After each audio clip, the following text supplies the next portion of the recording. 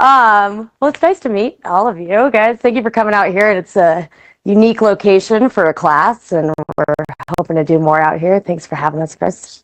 But I'm Lauren. I am a title rep with Fidelity National Title. I've been in title for about a couple decades now, so since 2009, which is kind of crazy, but I've done, every job within the title realm, but found that marketing is really more of my strong suit. So with Fidelity, we do a ton to help agents build their business, and our newest software has been just crazy amazing what I've been able to do with that.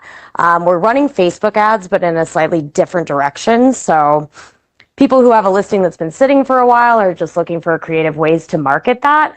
We have a way to go through and find the top likely buyer profiles and then market directly to those people using targeted Facebook ads. And it's a lot more simple than it used to be.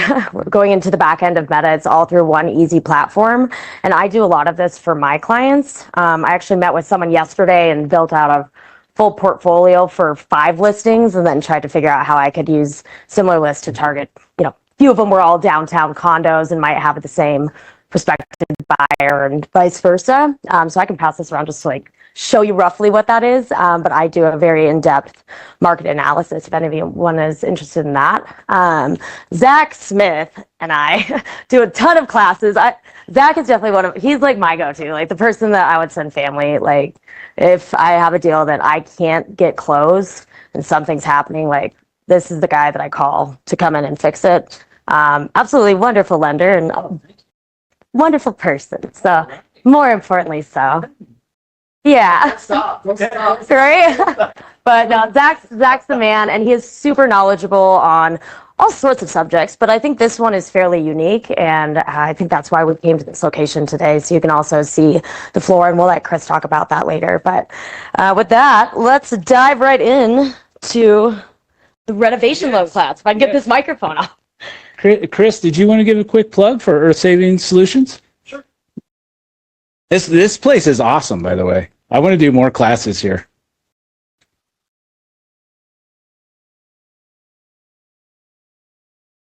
Need a mic. Oh, yeah, it's pretty loud. In 2005, I started my first company, Po' Boy Painters.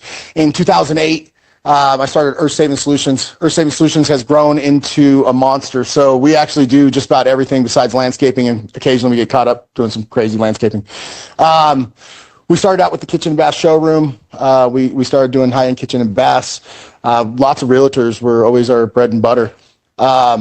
Through that, we ended up doing Toys R Us remodels all over the country. My last one was in Hawaii right before they went bankrupt. Got out of that, continued to doing commercial. Meanwhile, we're still running the kitchen and bath. That then turned into 2018. Big hailstorm hit my house. Started doing hail damage for roofs. Really got into the roofing industry, helping a lot of people with making sure that their claims actually get bought and they get all of the things. A lot of roofers only focus on the roof and then they run. They'll do roof and gutters, right? That's the bread and butter. That's the simple stuff. I'm a true GC. I actually like to help people. So we will make sure that we get the siding, the paint, the windows, all the other stuff, and we'll take care of the full home. Throughout that, then, a couple years where it didn't hail, started doing restoration, got heavy into the restoration world, and just recently got into government work. So we're doing a lot of different schools, huge remodels on really big projects, nowhere near Denver, all in Rangeley and Trinidad and Pueblo and all this other stuff. But meanwhile, we've just been continuing to better this facility and make it something where people can come and get a turnkey solution for the remodeling. We're actually licensed general contractors. We have our master electrical license, master plumbing license, and my partner, Johnny O, mechanical, is downstairs, and so he rents space here as well. So we actually have every trade, everything that you could possibly need for a home. The reason you see all the toys is because we give back to charity. We do fun things. We do a lot of fun events. We like to take our customers out. We like to take people that give us jobs out. We don't get to use them near as much as we'd like to. The reason for the training facility is because we're very serious about training our people. You start trusting people to go out and represent you, and it's very important that they meet with us weekly, talking about how we expect them to do the things. And so if you guys ever need any kind of remodeling, we're here. You see the couple in there right now, they're potentially going to buy a $250,000 remodel from us. And so you'll get to see the high-end luxury of a high-end kitchen and bath and all the other stuff. I was looking at some of the drawings. They're absolutely fabulous, and I'm sure we can leave those up for you guys to look at. Kenneth, who you met, he does the one-day bath. We have a person just for flooring. We have a person, we have a person for just about everything. So if you guys have mold, asbestos, water damage, flood, fire, smoke damage is something that we're really big into. That's all things that we can do, and we can navigate through the insurance, which is one of the hardest parts for your customer.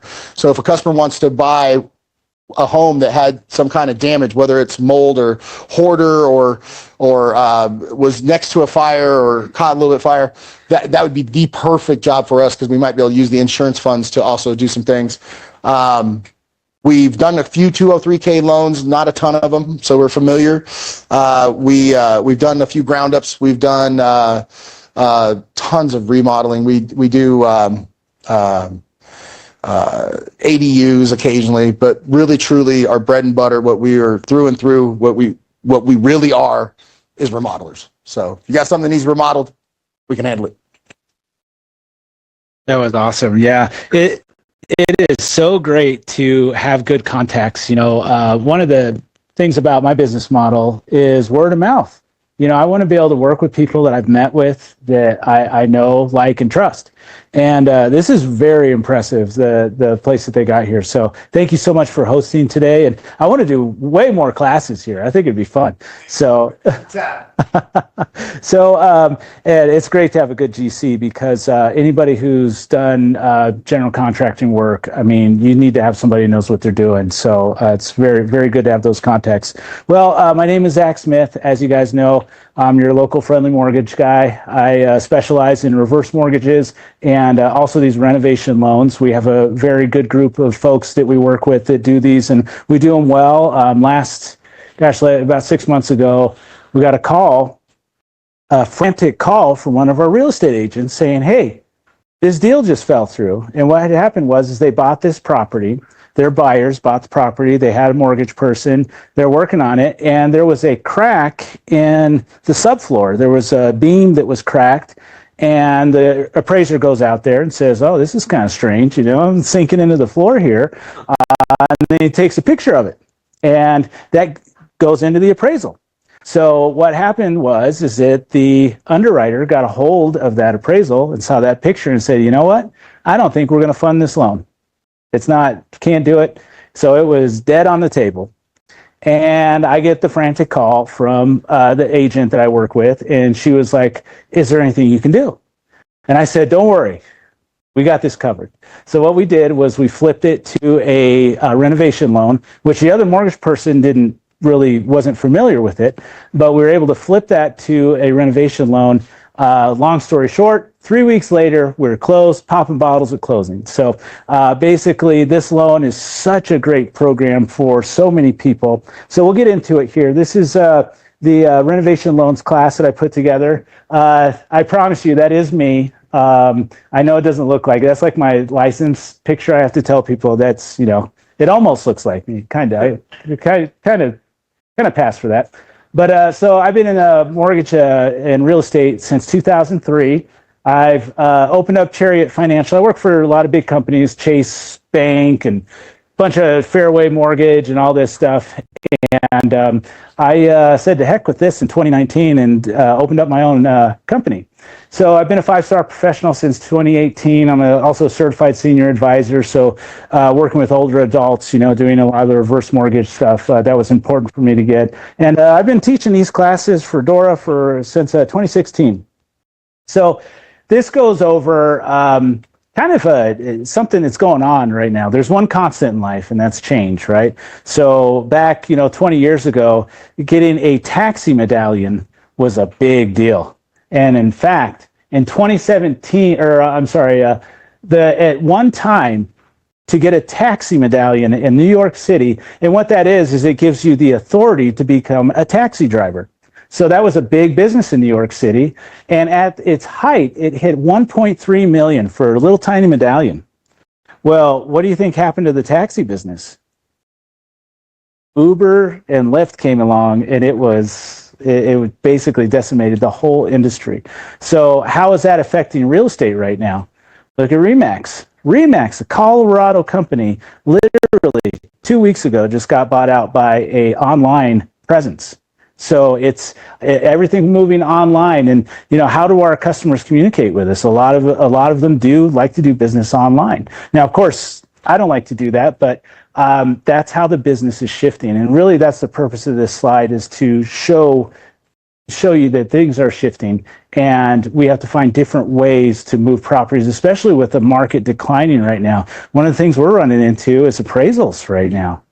Appraisals aren't coming in because some of these properties are considered a declining market.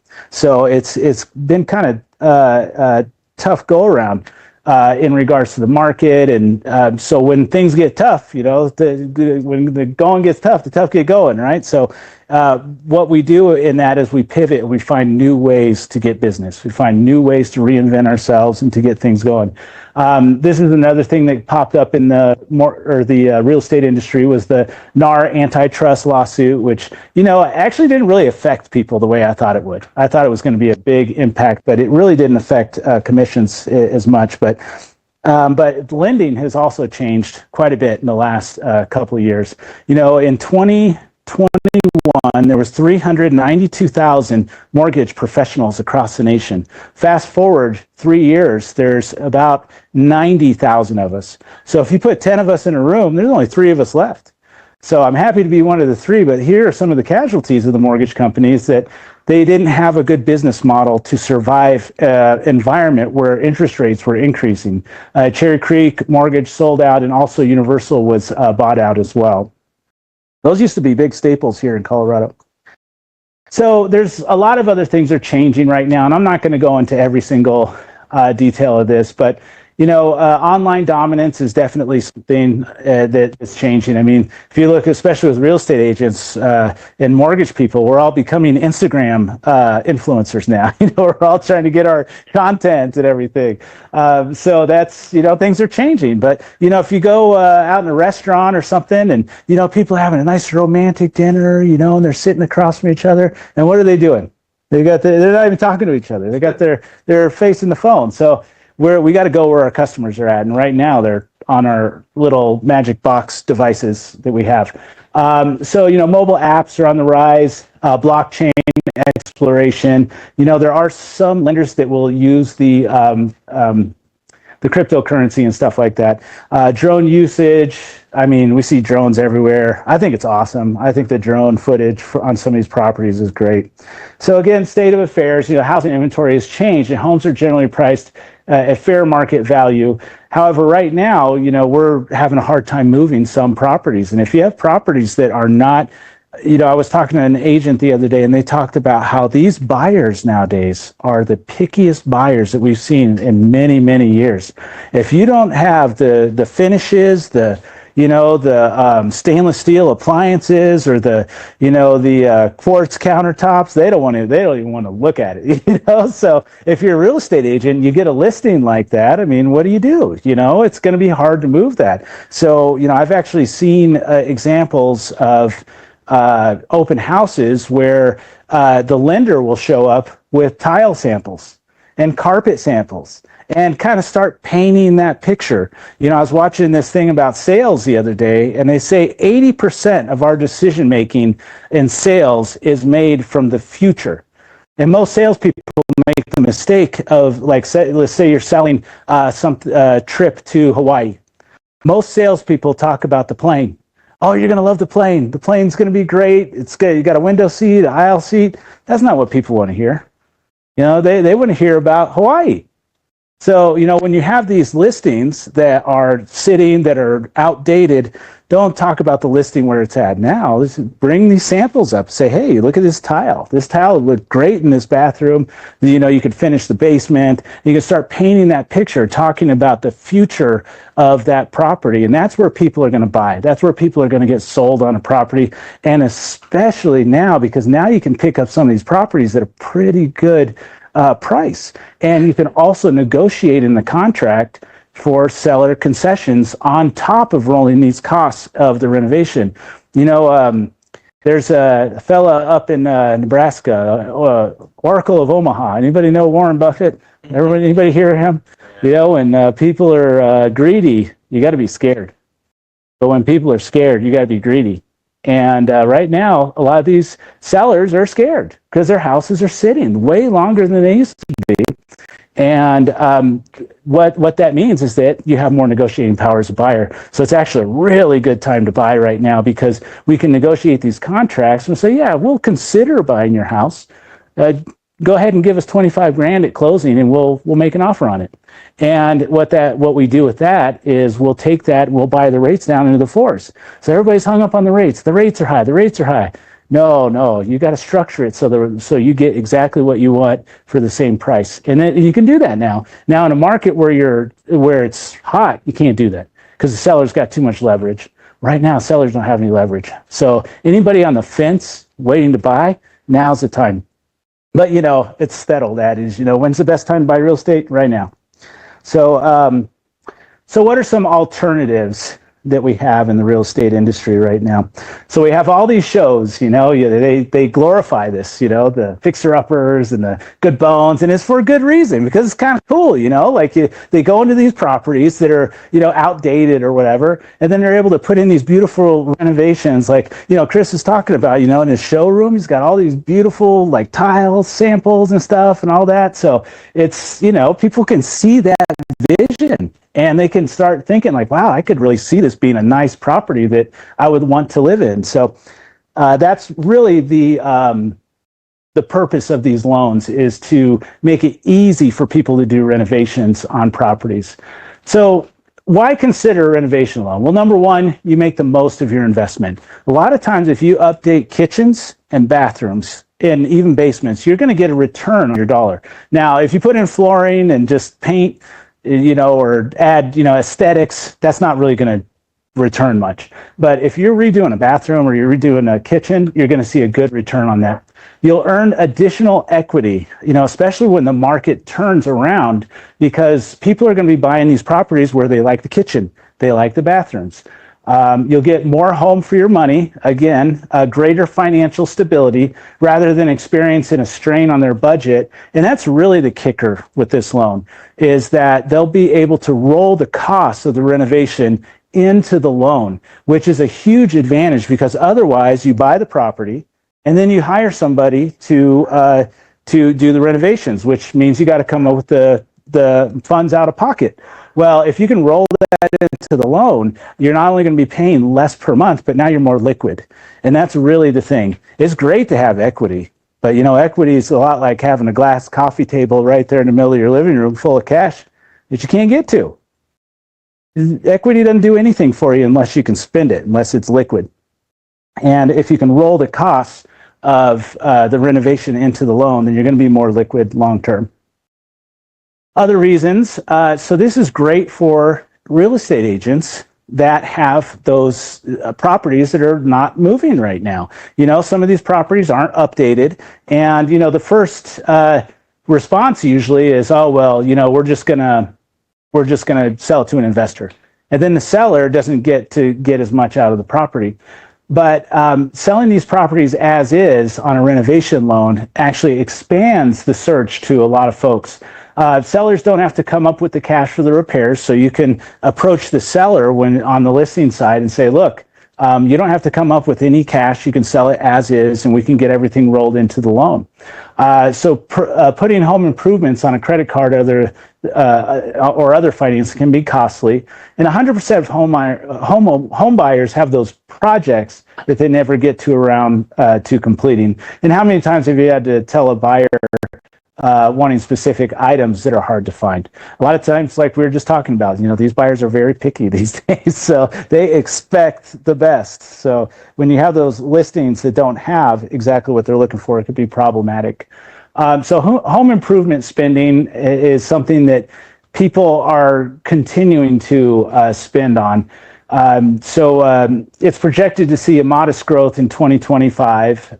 You know, the Harvard Joint Center for Housing Studies and the National Association of Home Builders indicated 1.2% and 5% increase respectively. This growth is driven by factors such as aging housing stock, home equity, and favorable demographics. Well, trends include the focus on energy efficiency, outdoor spaces, and larger renovations. And that's really a big thing, especially the energy efficiency, you know, with the solar panels and, you know, having the charging stations for the electric vehicles and things like that. That's really a selling point for a lot of folks.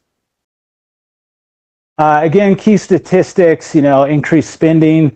The JCHS expects a 1.2% increase in annual renovation and maintenance spending, $477 billion through Q3 in 2025. You know, market size, spending on a home improvement is expected to exceed pre-pandemic levels, with the market potentially reaching $593 billion. So we're gonna keep you busy.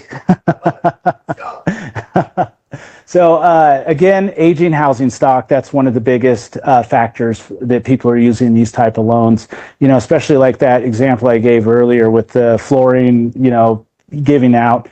You know, that was an older home. And, you know, in some of these older homes, like especially these areas, you know, by Wash Park and stuff like that, beautiful homes. I mean, they have like the old Victorian, you know, with the porches and everything, and just these beautiful, you know, the way they do the roofing and all that.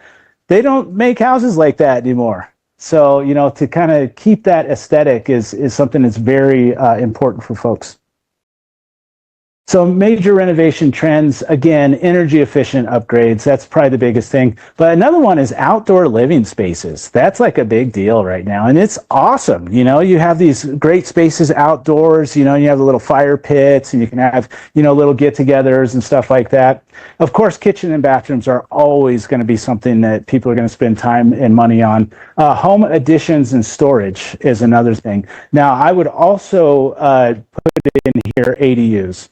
Accessible dwelling units are a big deal right now, mainly because we have aging population and there's multi-generational housing that is being basically built for that purpose. In fact, out in Solstice, where I'm at, they have an entire subdivision that's all multi-generational. So they have separate entrances, separate kitchens in some instances, and it's really designed so that the grandparents can live with the kids, or the kids. The parents can live with the kids and still have a sense of independence. And ADUs are something that's really good for that.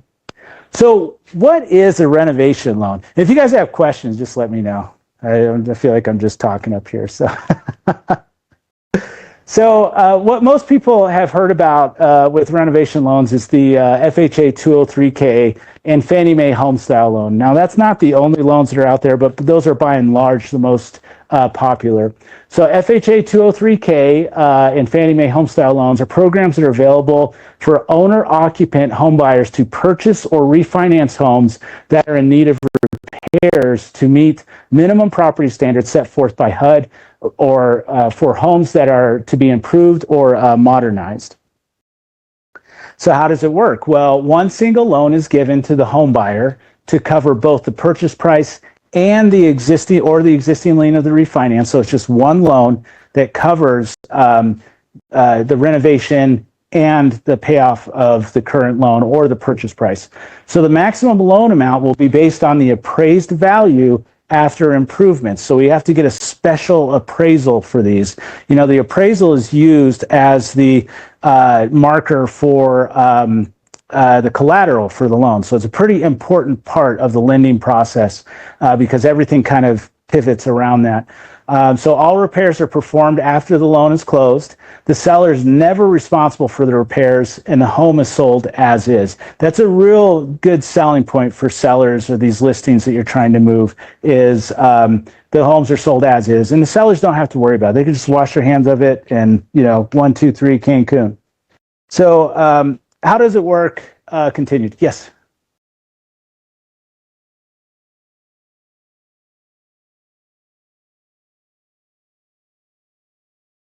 No, it could be owned by a company. Yeah. So the seller, it doesn't matter who the seller is. They can be a company or a private party or whatever. Mm-hmm.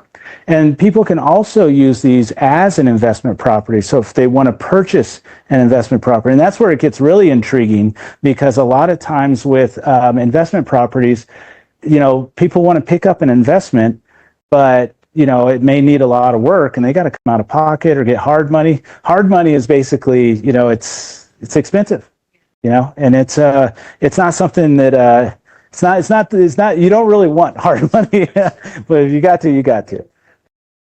Exactly. It's short term. Flash cash. Yep. Mm-hmm. Yeah. No, they can buy it as an investment property or a second home. Yeah. It's the same. No, this is great. No, I really honor your time. So I feel like you get the best out of the class if you ask questions. Interest rate is going to be the same interest rate as it is on any other program. There's no increase or anything like that. Yeah, and that's why people really like this program, because it's a little bit harder. We have on our end a little bit more. We lose a few more brain cells, but that's all right. It's a little more difficult on our end, but the cost is the same for. So there's no additional costs in any form. That's right. Yes. No, that's something, because down payment assistance, I also teach a class on that as well. But down payment assistance is a lot of times governed and ruled by other organized bodies. So they dictate, for instance, like CHFA, we don't have any control over rates with CHFA. They tell us, okay, these are our rates, take it or leave it, So it's just one of those things. But yeah, you can purchase as an investment or whatever. Yeah, or possibly even 3% down if you do a conventional loan. Yeah. Mm-hmm. Oh, credit score? It's probably 620, I believe, is a minimum. Yeah. 620 is usually the minimum for the programs like for FHA. I mean, we can go down to a 500 on an FHA. We go to the alley and the guy in a trench coat, the back alley lender, we say, hey, we got 500 credit score. So we have those lenders too, but with these programs, they need a 620. So yeah. Mm-hmm. Oh, no. Ask questions. You never know who else has that question and isn't speaking up. So no, ask questions. So basically there's a single loan that consists of two buckets of money. You have the money to purchase the property as is, and then you have the bucket to do the repairs. And the first bucket of money is filled with, pay off the purchase. And then the second bucket is for the repairs, and it's released in phases. So there's a few different types of renovation programs. There's the FHA 203K Limited, which is basically a program with renovations under $3,500 or $35,000. There's also FHA 203K Standard, which is structural and non-structural improvements, and there's no cap on the renovation. So you could put a $300,000 renovation on a property if you could pick it up for that much. And then Fannie Mae Homestyle is a permanent, and it has to add value. So they have a little bit more stipulations with the Fannie Mae program, and the renovation budget is limited to 50% of the as completed value, and capped at the conforming loan limit. So each county has its own conforming loan limits, and they're capped at that amount. So this is just a side-by-side comparison of the limited versus standard. Remember, 203K limited basically is like a baby renovation loan. So it's just for renovations that are not detailed and expensive, basically. So 1 to 4 units are allowed. This is what I love about FHA. You can buy a 1 unit, or you can buy a 4-plex. You can live in one and then rent out the other 3. You could do that on a renovation loan with an FHA. So the standard 203K, you have to have more than $5,000 in repairs. With the limited, there's no minimum for the repairs. So if you need an extra $1,000 to fix something, we could do that. I wouldn't recommend it, but you could though. Technically you could. So minor remodeling, non-structural, this is really kind of a cool thing for the standard, is that up to 6 months of the principal, interest, taxes, and insurance can be financed if the home is not habitable. So if you have these like zombie houses that you literally can't move into it because of safety issue, like a meth house or something like that. Have you guys ever seen they got to take everything down to studs. Like it's, I mean, it is like, so like this loan would be great for one of those properties, because then you can go and you can finance 6 months of the payment, so your buyers aren't in a position where they got to make 2 mortgage payments during that time. Inspections are required. So with the standard 203K, they do have a HUD consultant involved. And the HUD consultant is basically there to oversee the project. They're like the project overseer. And landscaping, site improvements are allowed, but it must add value. HUD consultant is required. It must have a certificate of occupancy for 12 months. And then, so the limited 203K, you don't need a HUD consultant. Those are for like minor repairs. Yeah. Permits, things with the code. Uh-huh. Roll in with there too, though? Yes. Yeah. All the soft costs will get rolled in, and then we'll go over in detail like the spreadsheet of like what that would look like. Conventional Homestyle program. So this is a conventional loan. The big difference with conventional financing, people prefer conventional financing over FHA. And the biggest reason is the cost. So I do a lot of reverse mortgages, and people look at that program, they're like, gosh, these are expensive. You're really gouging seniors. How dare you originate these loans and gouge seniors? Because on a reverse mortgage, most of them are FHA programs. So they're going to charge a 2% upfront mortgage insurance premium. So if your house is $500,000, they're going to charge you 10 grand, just a lot. And people look at that and they're like, oh my gosh, you guys are, doing such a disservice to seniors. But this is the thing. It has nothing to do with the reverse mortgage. It's an FHA program. So with FHA loans, they charge a 1.75%. So people who are first-time home buyers, who are doing 203Ks, those type of programs, they're still getting charged that fee. But because it's a younger clientele, I think people can take it easier, and they don't really talk about it because it's not protected age group. But so yeah, that's the thing about FHA, is that it's more expensive upfront. You get charged an upfront mortgage insurance premium, and then the mortgage insurance, you can't get rid of it. So with conventional programs, not only are you not going to get charged that upfront mortgage insurance premium, but the mortgage insurance can be removed at some point. And mortgage insurance is not something you want to pay if you can avoid it. Yes. Mm-hmm. It's this. Okay. If they were, Uh-huh. they eventually. Absolutely. Yeah, absolutely. Yeah, so like if they did like a FHA and, the rates dropped to like the 4s or something, yeah, they can refinance.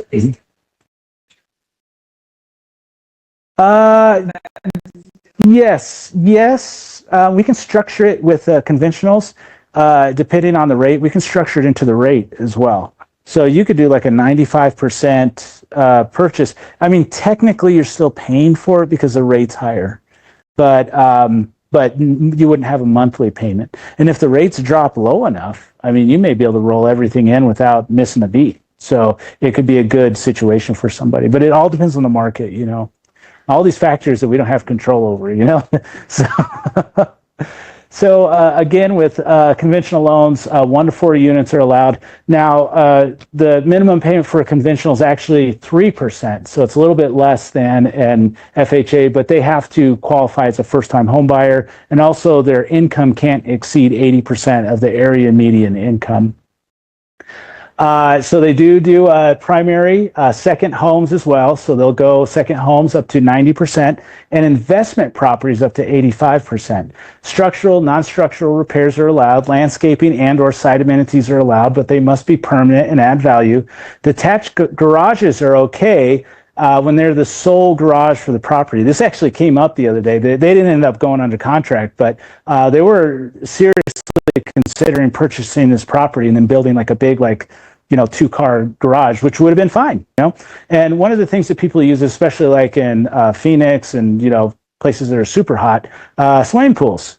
You know, if you have a house that doesn't have a swimming pool, well, just add it into the financing. No draws are permitted without an inspection, max 5 draws, and that's for the construction part of it. And that's how a lot of the construction loans work, just in general, is they have a bucket of money and then they will give out money as the project is completed. So you have, okay, you're going to do this, this, and this. Okay, we'll give you money for that. And then they do this, this, and this. Okay, we'll give you money for that. So they put it out in phases. And that's how all construction loans work. Partially completed projects are allowed with approval. Yes. Uh-huh. Can you be your own contractor and do No, no. You have to hire a GC. You have to, yes. Okay. Yeah, you have to hire a GC and they have to be vetted. Yeah. And then you? Yeah, yeah. I don't see it. Yeah. So, yeah, I believe the conventional, they are okay with ADUs. Back to the other Uh-huh. programs, you have to Mhm. hire a GC for those. Also. Yes, they all have to have their GC that's vetted. It can't be like your uncle or something like that. You know? Okay. Oh, okay. Oh, okay. Yeah. Yeah. Exactly. You'd have to have a GC. yeah. Exactly. Exactly. Yeah. Hmm. Does that answer your question? Yeah. Okay. Uh-huh. Yeah.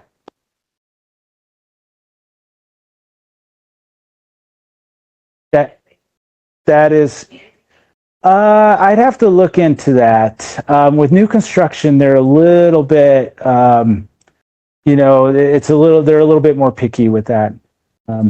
But yeah, for the conventional, they definitely won't. I'd have to look into it for the FHA. Uh-huh. Just going back, but also for the limited, Yeah. if Mhm. you're doing paint, carpet, that kind of stuff, that doesn't require a GC. Yeah. So that you might be able to get away with. Yeah. That It's just yeah. things that you need. Exactly. Cost-cosmetic. Mhm. Yeah. I mean, you'd have to have like an official company to put in like the carpet and paint. Like you'd have to have a fish. It couldn't be like you. They wouldn't get. Basically, they won't give you the money. Yeah. But they'll give it to a company to do those things. Okay. So same thing with that, like cosmetic stuff or aesthetics. They would. But the thing is about these programs, they really wanted to add value to the property. So like if we're putting in like new like doorknobs or something like that, that may not add value to the property, but the aesthetics are a benefit to that. But yeah, you wouldn't be able to add it in most likely. So here are just some side-by-side comparisons of the 203K and Fannie Mae Homestyle. Sales transactions between family members are permitted on a standard 203K. No other instances of identity interest are acceptable. They require 5% down payment for a primary residence unless you qualify for a first-time home buyer on the Homestyle. You can also refinance up to 95%, and I can also send you these slides as well too. So yeah, I saw you taking pictures. I was like, yeah. So yeah, we got you covered, man. Don't worry. So renovation budget is 50% of subject value. Max conforming loan limits apply. Can add a swimming pool. So with the standard 203K, the guidelines are going to be slightly different. One thing that's kind of cool on the 203Ks is they will allow for appliances, which is kind of nice. You could put new appliances, you know, get the real fancy Wolf, you know, ranges and all that stuff. And then they can, this is the crazy part about the FHA program. They can lend to 110% of the subject to appraised value. So you can actually get more than what the property actually appraises for. Mm-hmm. No, conventional won't. They won't allow you to roll it into the loan. Yeah, but Landscaping. landscaping, as long as it's deemed to add value to the property, and that's kind of an appraiser's like like it's kind of a gray area. Some appraisers, oh, this adds value, or no, it doesn't. But yeah, as long as you can make the case that it's adding value to the property, you can roll it in. Yeah, curb appeal. Yeah. Yeah. I mean, you can make the case. Yeah. Mm-hmm. Yes, exactly. So, It would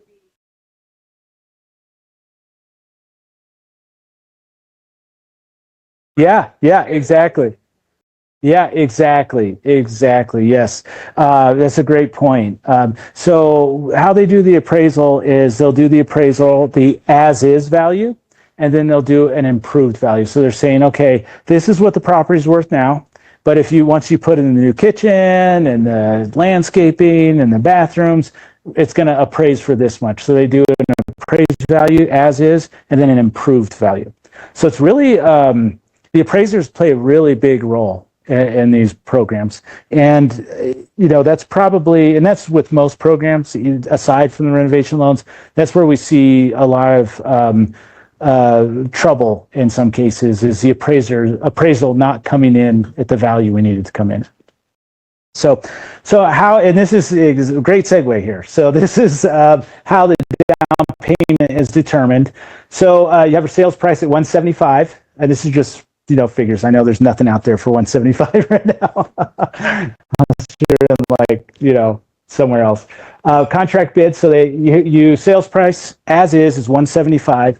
The contractor comes in and says, okay, we're going to redo the bathroom. It's going to cost us 50 grand. That's not enough. Okay, 60 grand with 75. Can I hear 100? So they always do a fudge factor or contingency reserve of 10% of what the contractor bids it out at. And then we have soft costs, the permits, like we were talking about. So basically, all the total acquisition cost would be $230,750. Now, the original appraisal is going to come in at 175 with an improved value of 230. That's how this program would work, and we'll go through more examples. So basically, what if your clients do not qualify as a first-time home buyer, they would be getting $50,000 in repairs for a minimum down payment of 8 grand or 13 grand. So otherwise, if you were to do this non-traditionally, they would basically purchase the house for 175 and then go out and get their own financing or their own cash for the renovation. If they can roll it all in, it just makes it a lot easier for everybody. And everybody wins, because then they're only coming out of pocket, 8 or 13 instead of 50 plus the down payment. So maximum allowable loan for refinance. Basically the refinances, and I know we're going over mostly purchases, but basically it would look like this. The existing mortgage would be 175, as is appraisal is 210, so it's appraising for a little bit more than what the existing loan is. The renovation subject to value, so this is after the renovations are done. The appraiser says, oh, it's going to appraise for 225. Max cash out is 168, it's 80%. And the renovation max loan base amount would be a 241, 931, or 213 based on the home style. So you are going to get access to more cash doing a 203K. Now, it's not as great of a program as a conventional, but boy, if you're going to get a little bit more cash, I mean, why not? So you could basically roll more of a renovation into the 203K than you could on a home style. How much? So it's not. This is the beauty of this program. It doesn't change it up. Oh no. Oh no. This is a great point because there's no change in the rate. Yeah. So what if you were to just get a normal, plain 30-year fixed, same rate as it would be on a renovation loan? Yeah. That's right. Mm-hmm. So it means that automatically appraising higher. It would have to appraise higher. Yeah, everything is going to pivot around that appraisal. So the appraisal would have to come in at so they do the as is value. So for instance, this is a refinance, but on this one, so the sales price would be at 175. It would have to appraise for this amount for the loan to work. Now, But- what do you think? Mhm. Right now, they're presenting a beautiful kitchen Mhm. over there. And Mhm. It's high end, blah, blah, blah. Yeah, yeah. Do you need those renderings, or do you just need an estimate saying, We hey, just- we're going to make things look great again? We just need to make things look great again. That's all we need. So basically, we would just need an outline of, the bid, like the permits and, this, and this. No. Yeah. Uh-huh. Doing all this beautiful design Yeah. if we don't have a contract, right? Yeah. Yeah. So we're willing to do it if you've given us a bunch of jobs. Yeah. But if you're just throwing us a lead here and there and none of them panned out, we can't do all that effort. And I'm being honest. Like, Well, value, yeah. right? Yeah. Your time's valuable. All of our time's valuable. Mhm. So if we just put together a rough order of magnitude, Yes. this is a $50,000 kitchen. Yeah. I'm gonna make it look awesome. Yeah. It's gonna boom, Mhm. boom, boom, has Yep. Exactly. We just. Mhm. wrong. Mhm. Because we faucet, right? Faucets could be $100 or they could be $500. Yeah. We sell Mhm. customers $1,000 faucets. So we can do it wrong, Yeah. but we can't dial it in until we do design, which Yeah. has costs and stuff like that. Yeah. Yeah. So really, we're going to be. They're just going to be working off a bid. Cool. So whatever you bid out, they don't need renderings or anything like that. So for the contractor, Mhm. No, this is good information. No. Yeah. So for the contractor, Mhm. ROM's no problem for us personally, and I think a lot of other contractors come out and give you a ROM. Mhm. And what's a ROM for? Rough order of magnitude. Okay. Okay. Really dial it in. Rough order of magnitude. I can give you. Yeah. You can send me a picture and I can tell you what that kitchen or bath is going to be. Hey, that's a $30,000 kitchen. If you Yeah. want to go low end. Mhm. If you want a high end kitchen, that's going to be 50 grand. It could go higher or lower, of course. Yeah. If you really want to do it less, or you Right. really want to do more. But I can give you a rough order of magnitude. And you can say, I don't want, buy Yeah. and build type stuff. I want, Yeah. Yeah. yeah. So rough order of magnitude, I give you a window of price Right. that I think that we can really hit with, Yeah. with all of our knowledge of being a contractor for many years. So we would send out a ROM. Uh-huh. You as the customer lender would say, hey, are you higher or low end? And you pick the higher or the lower end. Yeah, I'm going yeah. to tell them I want the basic. Right. We're going to keep it cheap as possible. I just Right. want new cabinets and I want new countertops. Okay. Yeah. That lower number. So at that point, then you would use those numbers calculated. Exactly. For me as the contractor, at what point do I get the designer involved? Who's the salesperson? Don't think designer is big dollars. Don't think designer as oh my God, we're going to get taxed and feed. No, that's the person that coordinates the job. She's the one Yeah. that picks all the selections. We are contractors. We are not door handle selectors. Yeah. We Yeah. build per plan, right? So we don't want to use an architect. Architect's too expensive. Our designer Yeah. is the one that gives us all the materials on site and puts Right. it in front of us to build. Yeah. And that's Oh, why okay. he's so important. So don't Yeah. think designer is the person that quarterbacks the whole Yeah. job. Yeah. She gets it to us with a binder that gives us all the directions on how Mhm. to build. Mhm. So at what point does she get paid? So she's going to get paid based on a schedule after the closing. So what would happen is, and that's one of the reasons they put the contingency factor in there, just in case we run into those issues. Like it's 50,000. Well, what if it run over and it's 5,000 more or something like that? So basically, once the loan closes, so it would close for the seller. This is the beauty of the program because the sellers can just wash their hands of it. They're done. They walk away. And then after closing, they would it would turn in the other bucket of financing would turn into a construction loan where it'd be released in phases, just like most of the construction loans that you probably work with now. Basically like the materials fee, all that into. All of that should be in the bid. Yeah. Yeah. Exactly. Yeah. And those draws are going to be released depending on the scope of work. If it's a really like detailed project, it'll be released over, a 6-month period, or it could be something as simple as, you know, like the one we ran into last year with the construction, it only took them like 30 days to get it done. So they got paid out right at the 30 days. Mm-hmm.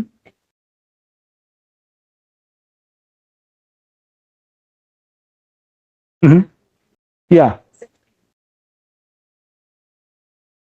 We would have to find a house that's in pretty bad condition, but in a neighborhood that would appraise. Exactly. It improved. That's right. That's right. Yeah, this is going to be like fixer-uppers. Yeah. Mm-hmm. Yep. Because we have to have room to for the appraisal. Mm-hmm. Yes. Now, are there some appraisers that won't do this type of loan? No, they're all highly trained. You know, these are, I think you have to have a certification to do these type of appraisals because you have to appraise the as-is value. And then they're saying, okay, once you put in the bathroom and the kitchen, it'll appraise for this much more. So it's like, it's kind of an imaginary number, but basically the appraiser will come back and say, okay, sales price is 175. So that's what it appraises at. And then they'll have like an addendum to that appraisal that says, well, it appraises for 175 as is, but after you put in all the repairs, I think it will appraise for 230 or be worth 230. So Because some appraisers, I mean, I don't know if everybody knows this, but appraisers don't have to go do a job if they don't want it to. yeah. Oh yeah, they can turn it down. Oh yeah. The cost be a lot more time. Yes. They don't have to go. Yeah, and to answer your question with more detail, this is a specific appraisal. So when they get the order come through, they'll see, oh, this is a 203K appraisal or something like They that. can say yes. They can say yes or no. Exactly. Mm-hmm. Mm-hmm. Not a lender, realtor. Uh-huh. In my opinion, one of the things that I want to do was remodel basements Yeah. and flip houses because the price per square foot at one point was so Mhm. high Mhm. that I was like, you have untapped equity in the basement. Yeah. Yeah. We're great at basement finishes. Like that's something Mhm. I wanted to just start buying houses and finish basements Yeah. in the 2021 time when. Yeah. Oh yeah. So Oh yeah. Be thinking about like what can you turn a basement into? Mhm. You could turn it into a whole other portion that someone rents. So Yeah. I personally, I have a lot of assets, but I have roommates upstairs because Yeah. mortgages are crazy, right? Yeah. People could want to switch the house to Sure. rental and. Oh yeah. Oh yes. There's lots of things that you can do. Mhm. I think the basement is one of the most untapped dollar value in a home. Oh yeah. Yeah. Because those square feet do not calculate until you make them That's right. permitted That's right. closets, bedrooms, egress, Mhm. all these very valuable things. Oh yeah. So if you got a big basement and you have to be 2 units. Mhm. Oh yeah. Yeah. Kitchen, basements, all that. Right. Yeah. But I could turn that into huge value Mhm. for your customer Yeah. who might not be able to afford that a mortgage because Mhm. mortgages are insane. Well, not only that, but I mean, it just makes more sense. Mm-hmm. Yeah, exactly. And you're renting upstairs for X and you're living downstairs in your dream home. You know, like currently we have our basement. It has everything that you could ever need in our basement. We live in a small little 800 square foot, 750. Like it has everything. Yeah. And down Yeah. there we live it up. Yeah. But then we go hang out with all of our roommates. Yeah. Yeah. But it costs us nothing to live there. So Well, that's the old Robert Kiyosaki thing, rich dad, poor dad, if you, yeah, exactly. So, I mean, turning that real estate into something that's generating passive income, I mean, that's why we're all here, right? So yeah, no, that's great. That's great. I think that's a great way to improve the value on a property. Okay, so here's some more examples here. So this might answer some of the questions you had. So as far as, so this is how it would work. So you got a purchase price of 200. So they're thinking the renovation values would be anywhere from 250 to 350. So that's after. So this particular one has 23,000 in foundation repairs, 7,000 in a roof replacement. That's average for a roof replacement, right? $7,000. So additional square footage, 38 grand, 10 grand. So these are all the repairs that they're putting into this property. They're saying after all the repairs are done, you'd be looking at a total renovation of about 104,000. So the total acquisition cost would be 304, even though they're purchasing it for 200. So they would be purchasing it for 200, and total acquisition would be 304 because we're rolling all of those costs in there. So the subject to completed value would be 325. So as far as the down payment is concerned, they would only have to put down 10 grand on this type of property, but they're getting $104,000 in repairs. Now, the thing that, and this kind of goes to your question that you had asked, is that you do have to make sure that this property is going to appraise for 304. That's where these programs will go south, is the appraised value doesn't come in. Because if the appraised value were to come in at like, I don't know, 295, then there's like 9 grand that they would have to come up with either out of pocket or in another way. So Property, get the idea, and then a second appraisal to actually see what you did after the work to make sure that you can actually do the program. no, actually they just do one appraisal. So they'll do the appraised value. So when you get the appraised report back, it'll say purchase price, the as-is value is 200, and then we would submit your bid with all this stuff listed out. This is what we're going to do. We're doing the paint, we're doing the roof, we're doing all that stuff. And they would say, okay, this is a list of everything that's being done. And then the appraiser would look at that list and say, we think that once all of this is completed, your total appraised value would come in at 304. So you'd have to find properties where once it's improved, it would come in at 304. So it would just be one appraisal. Oh yeah, yeah. I mean, it depends. I mean, it all depends on how much you're looking to put into the property. I mean, if the appraisal comes in low, maybe we start, hey, maybe we don't need carpet. Hey, maybe we can, go without a kitchen or whatever. So we'd have to start, whittling it down so that we can meet that appraised price. Mm-hmm. Exactly. Exactly. Yeah. Yeah.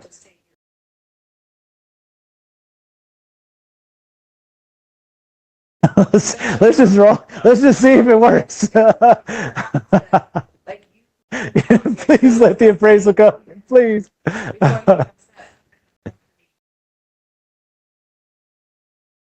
Yes. Yes. Yes.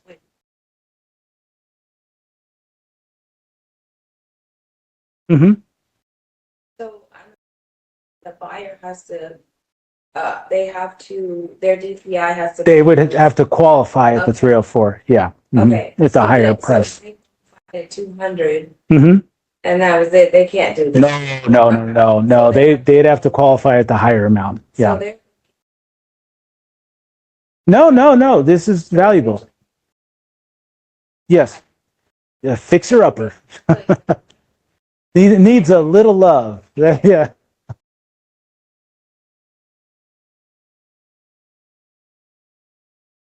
Yes. Mm-hmm. Yeah. These are definitely fixer upper properties. Yeah. Mm-hmm. Mm-hmm. Mm-hmm. Outside of that, do you have a second way of getting lending for construction loans that may need a higher interest rate?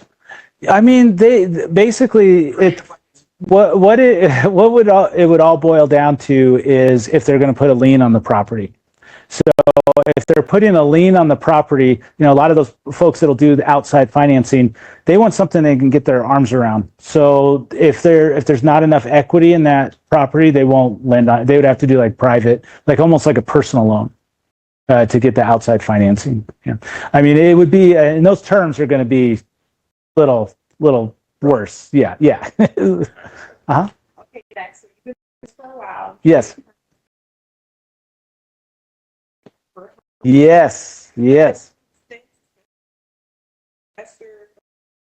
Makes sense, like, if they know, hey, I'm looking for a fixer-upper, I don't want Yeah. to sweat equity. Yeah. Let's just come to you first, play with some numbers to see where they need to be, because I don't want to take you shopping and. That's right. That's right. Mm-hmm. Exactly.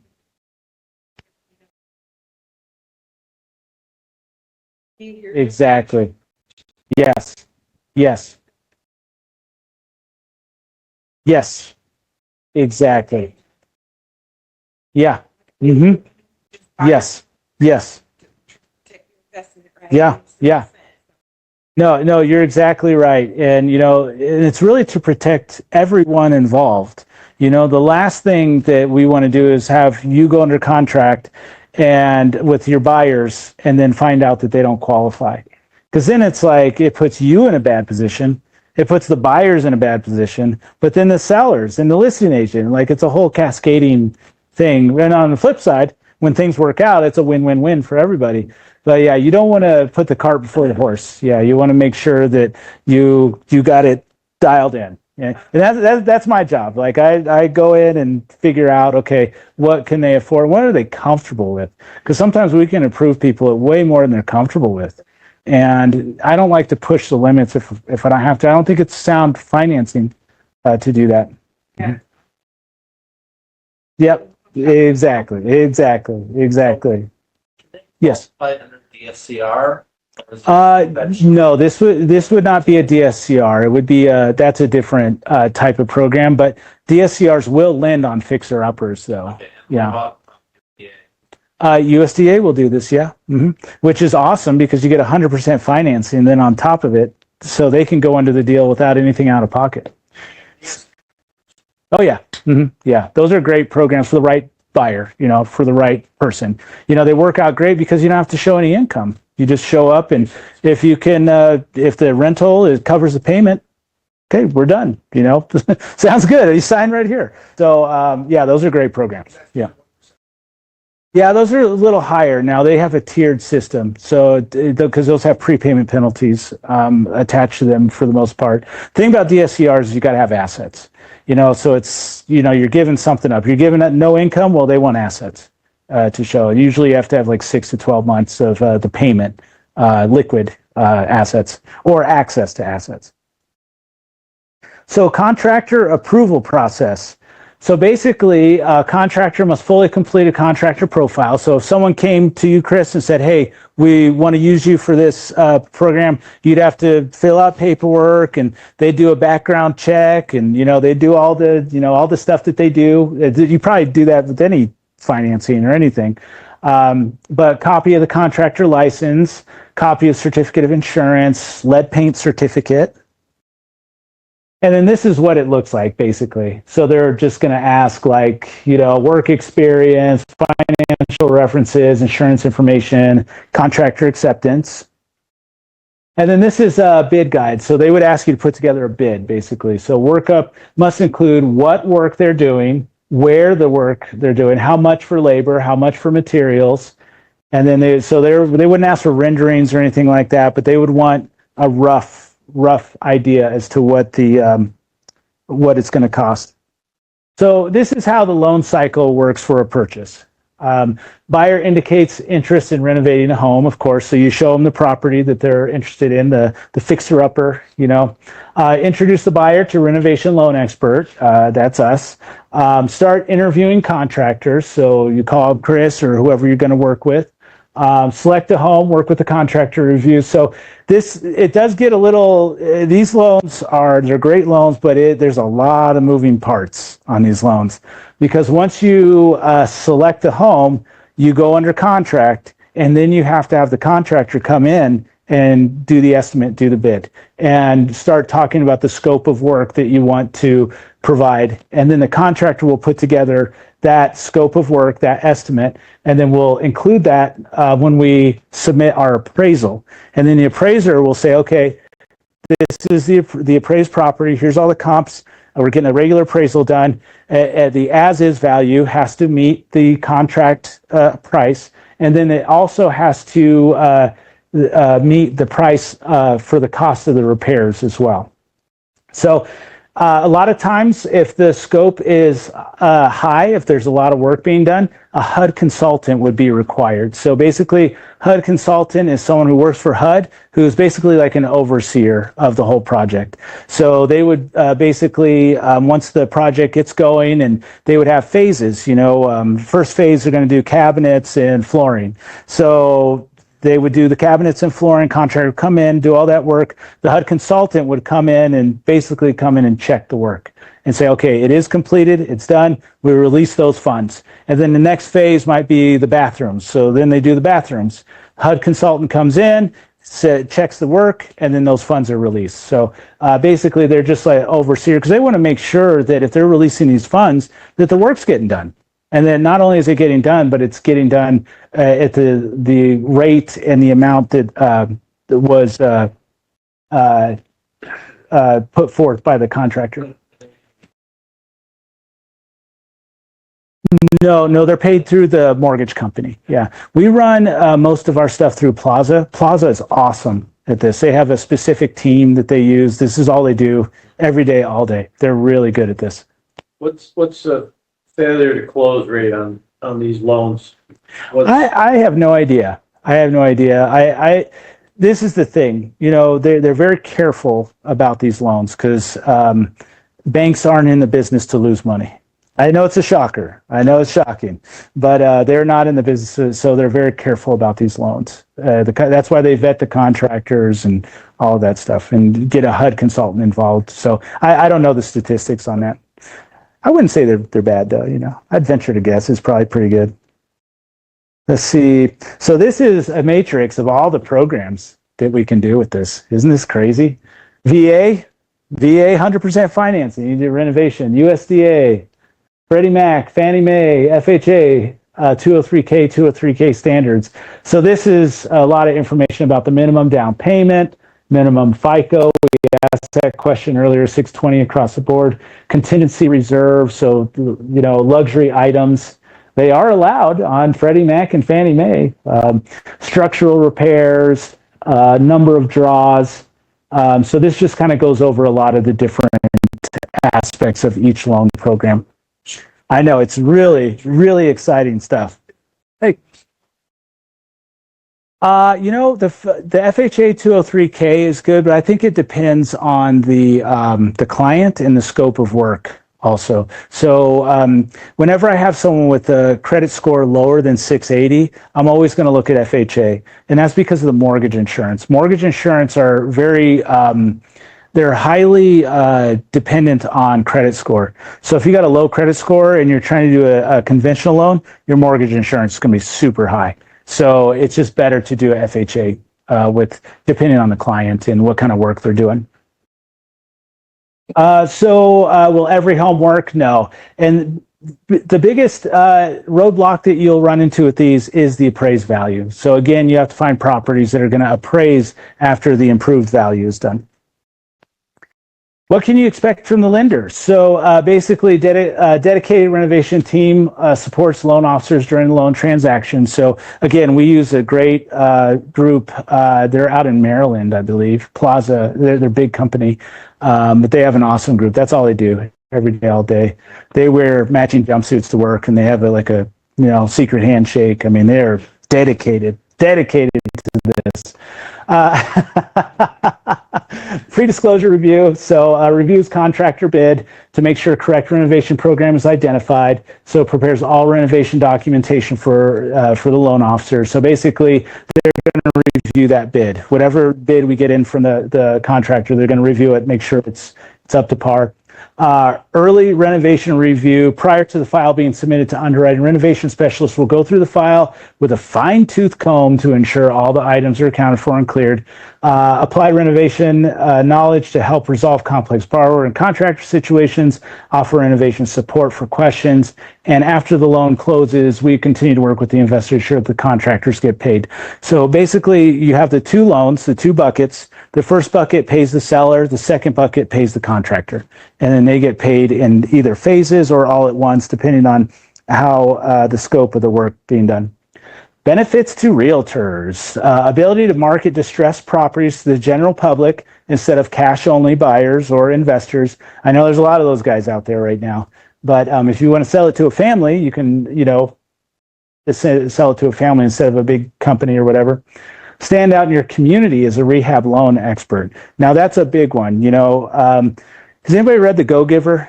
Anybody read that book? It's a great book, because there's a guy like me on every corner. you know? So why are people going to use me? Well, I have to offer some sort of value to differentiate myself. And this is a great way for real estate agents to say, well, is your realtor a rehab loan expert? Because I am, you know, so you can pitch, you do your sales pitch that way. Market to your database and communities a niche product, flyers, webinars, live classes, expand the pool of properties to show your potential buyers, provide a vehicle for properties labeled needs TLC as in condition and fixer-upper scenarios, play an instrumental role in revitalizing neighborhoods and communities. Sellers do not need to make or pay for any repairs, and there's no out-of-pocket costs for minimum property requirements are no longer an issue. So you can basically go, if you have a listing, you can go to these sellers and say, look, you don't have to come out of pocket at all. We're going to put this, market it as a renovation loan and call it a day. Benefits continued. How many hours have you spent driving home buyers to listing after listing? Oh, it doesn't have this. It doesn't have this. Well, if you don't like the countertops, you don't like the flooring, well, get the flooring and countertops that you like. Oh, yeah, yeah. It was the, in the 80s, they did a lot of that stuff. People just take it up. Yeah, yeah. And it's, no, it opens the flow. It's so much better, so much better. Selling a home in need of repair can wear you down. Rehab loans can help create a vision for home buyers, attract more buyers, and provide your client with excellent service and financial results.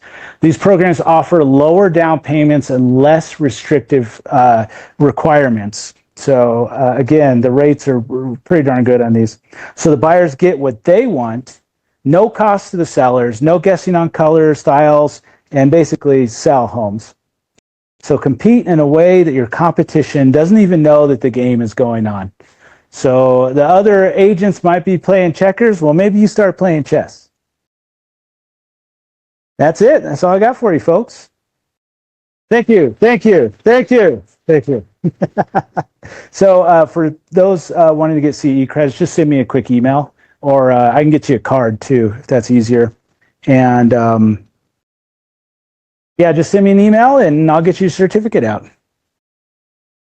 Okay. Well, thanks, Zach. Yeah, yeah, absolutely. Yeah, thanks. Thanks for coming, guys.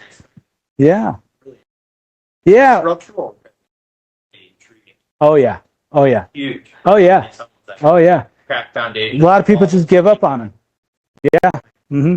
Yeah. If you look at that, if you're actually going to do anything with that property or bulldoze it. Yeah, absolutely. Yeah. And the thing, this is the kicker, is that you're amortizing over 30 years. So the cost, the cash flow is not interrupted with a lot of those people doing those repairs. Yeah. So it's one of those things. Yeah, it's a big deal. Yep. It sure is.